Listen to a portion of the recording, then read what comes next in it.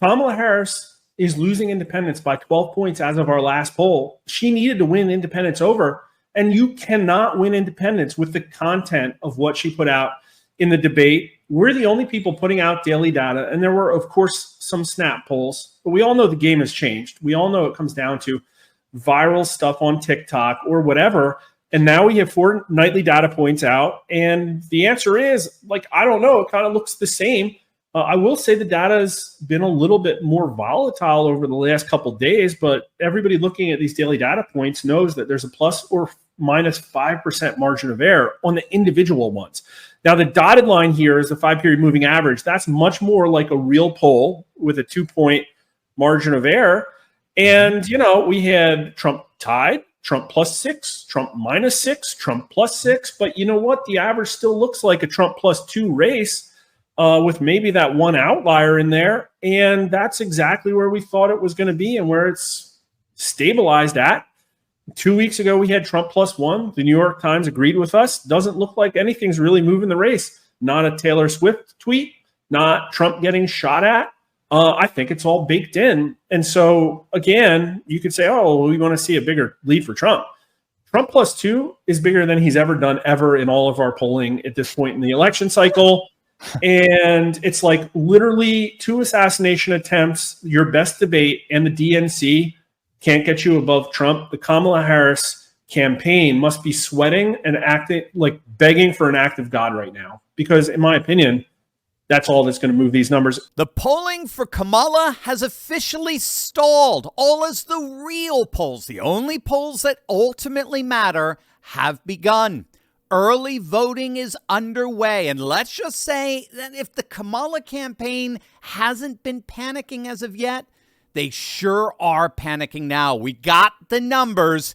You're going to absolutely love this. Hey, gang, it's me, Dr. Steve, your Patriot Professor, here to help you stay sane in these insane times. So make sure to smack that bell and subscribe button. As you all know, there is a global movement happening all around us. For years now, no, for generations, patriots just like yourselves have been lied to. We've been told by our legacy media that globalism is inevitable, that wokeness is unstoppable, and that resistance is futile. We've been told that the MAGA movement is dead and that Trump is going to go down in flames. Well, I'm here to tell you that that is all a lie. But unfortunately, so many of us have believed the lies because that's precisely what the globalist establishment wants us to believe. They own our media channels, they own our education systems, and they own our banking institutions. But gang, that has all begun to change. All across the globe, there's a movement, a mass movement of courageous conservatives taking back their liberties and restoring the pillars of faith, family, and freedom. And I want to encourage you to stand fast in these insane times with the information and facts you need to stand against the censorship and suppression of the elites. And that's why I wrote my most recent book, Fight: How Trump and the MAGA Movement Are Changing the World. Because over the coming months, you're going to be lied to. You know this. You're going to be slandered against, canceled, and exiled by the elites, the globalists, and the destitute rulers of our age. But gang, they're fighting a losing battle.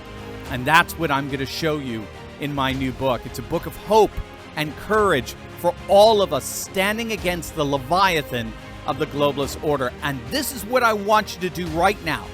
Go click the link in the description or scan the QR code on the screen and go pre-order your own copy now. Imagine this. Imagine we all rally together right now and a book about Trump becomes a bestseller on Amazon. Gang, let's stick it to the globalists and go straight to #1 past all the woke crazies and DEI lunatics with a book about Trump, you, the MAGA movement, and the rising new conservative age. Go click on that link below in the description or scan the QR code on the screen and pre-order your copy right now.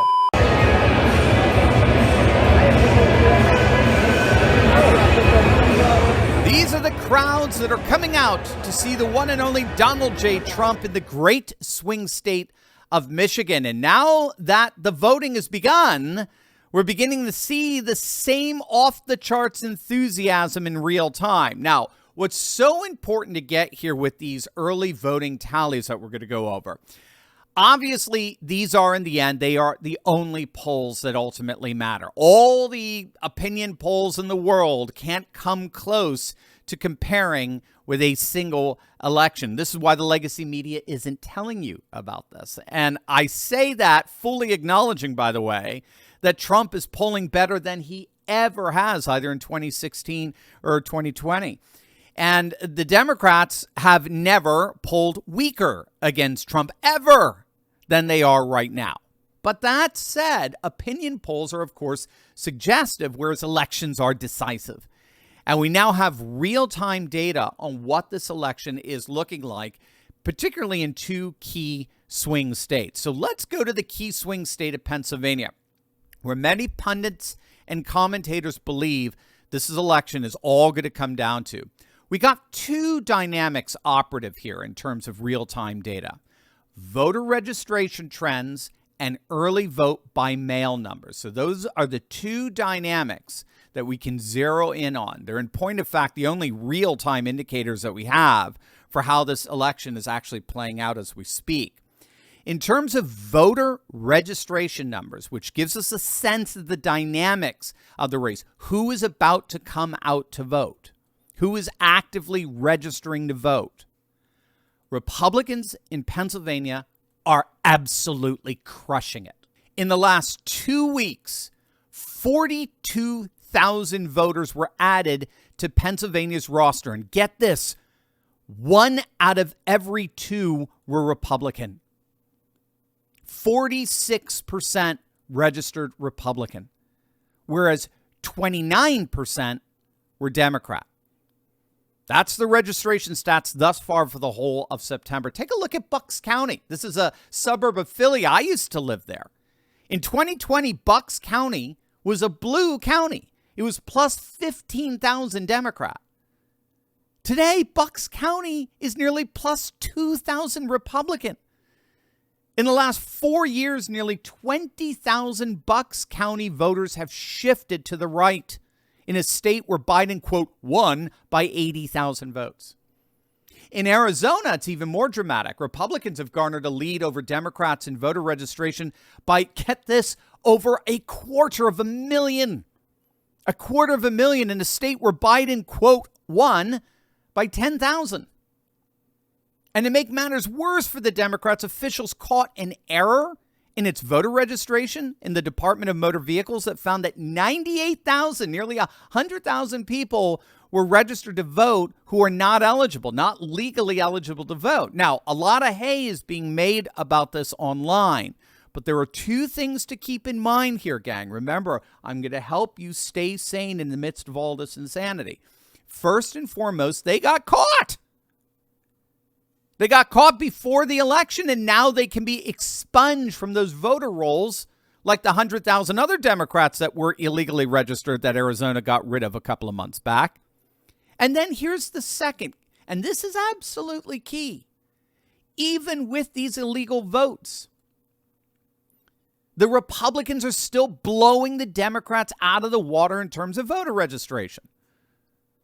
And by the way, it's happening everywhere. It's happening in Arizona, it's happening in Pennsylvania, it's happening in North Carolina. There is simply no evidence that Democrats have been able to successfully register ineligible voters in the numbers they need to overwhelm these Republican voter registration efforts. So that's huge. All right, so that's the voter registration trends. Let's take a look at the numbers for early voting by mail requests as compared to 2020. There's a twofold pattern in each state that has the data available to us right now. First and foremost, the requests for early vote by mail have all plummeted across the board. So in Florida, vote by mail requests have dropped from 4.2 million in 2020 to 2.4 million today. In North Carolina, requests have dropped from 758,000 in 2020 to just over 170,000 today. That's an absolutely dramatic drop in North Carolina, I believe 80%.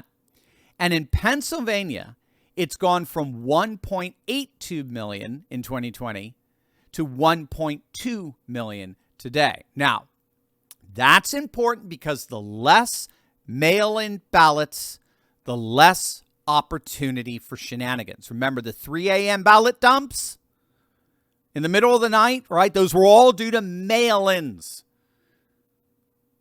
So the less mail-in ballots, the less shenanigans. That's the first thing to get. Now, the second thing is to take a look at the partisan breakdown for the request. Who's voting in these early vote by mail ballots?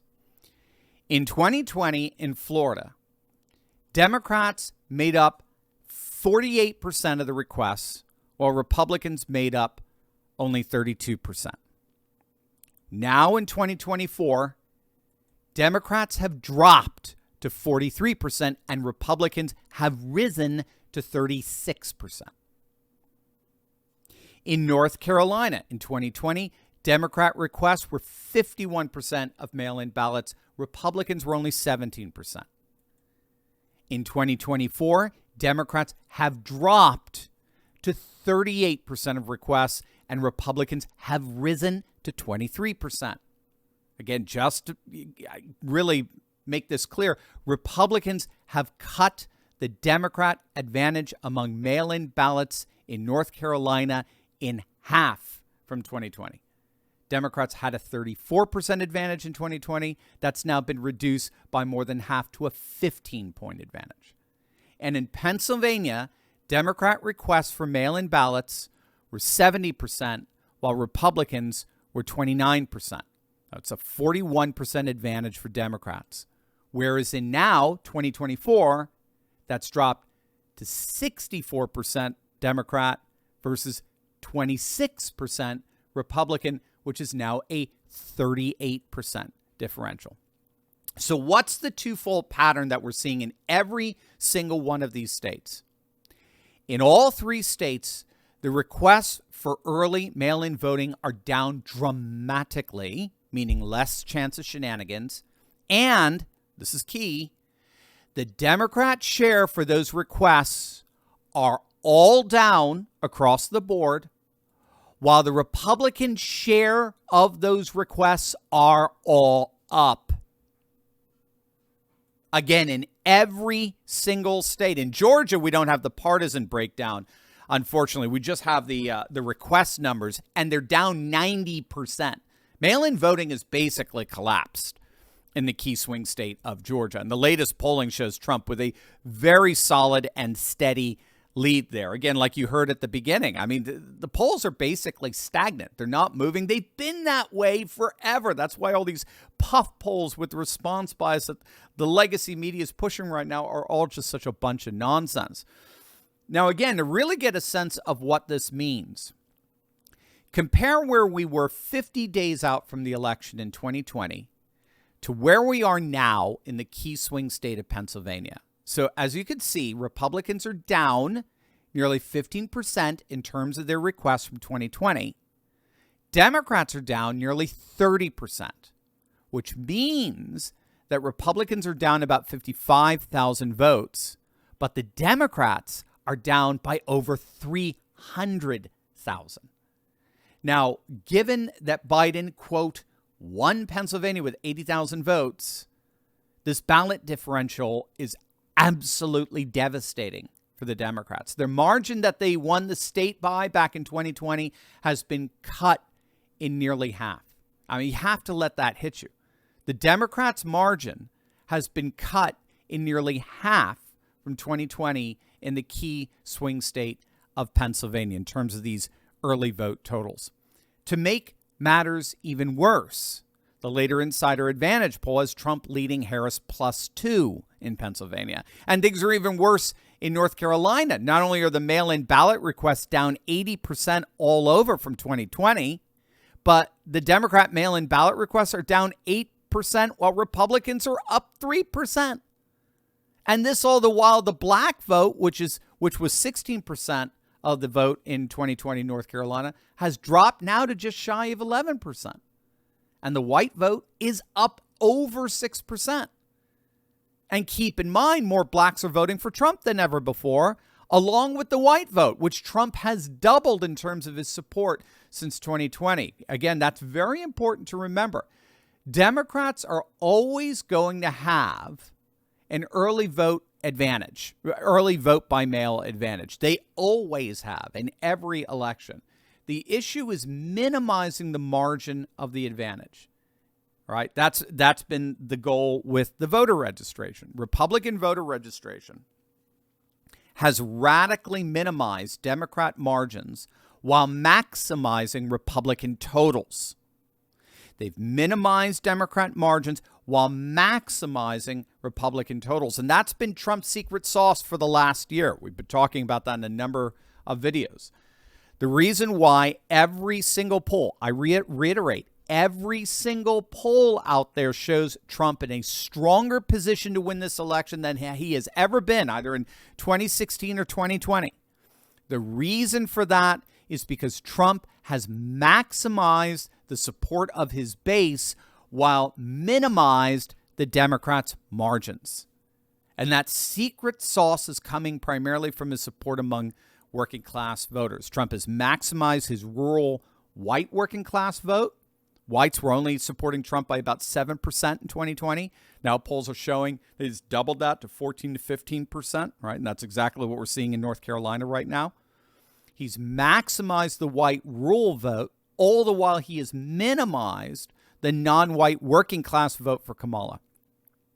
So Trump is poised right now to get a record number of non-white working class voters in his camp in November, which is shaving off the margins that the Democrats need to win states like Wisconsin, Michigan, and Pennsylvania. What's so important for us to get in this video is that while that data that Trump is maximizing his support among his base while minimizing the margins for the Democrats, while that data is coming to us through opinion polls, the real polls that matter are how people are actually voting and what are we seeing in those real decisive polls. In real time, we are seeing the exact same pattern as we've been seeing over the last year in the opinion polling. Trump is maximizing his own support with the surge in Republican requests while minimizing the Democrat vote with the drop in requests. In all three states, Florida, North Carolina, and Pennsylvania, that give us that partisan breakdown, the Democrat vote by mail margin has shrunk, and it has shrunk significantly. So bottom line, what we're seeing here is that the early vote by mail ballots are down dramatically overall. They're down 80% in North Carolina, down 90% in Georgia. They're down significantly in Pennsylvania. While at the very same time, we're seeing a drop in the overall Democrat registration and voting, together with a significant surge in Republican registration and voting. That is what the real-time data for this election is showing us thus far. And that ultimately is the only poll that matters.